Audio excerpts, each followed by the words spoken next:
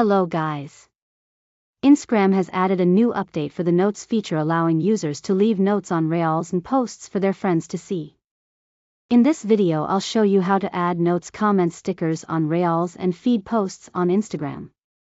So let's get started. To add a note to a reel or feed post on Instagram, open the app and find the post you want to add a note to. Then tap the paper aeroplane icon below or on the right side of the post depending on what type of post it is.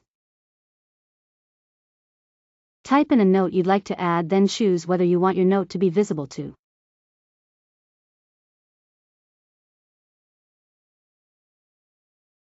followers that you follow back or just your close friends. Tap share to post your notes. Your note will be visible to the.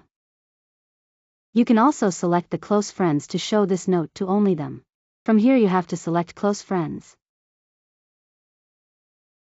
Tap on share to post this note. This note will automatically disappear, similar to regular notes and story posts. If you don't see the option to post a note on a particular post, the creator may have disabled notes from being shared on their posts.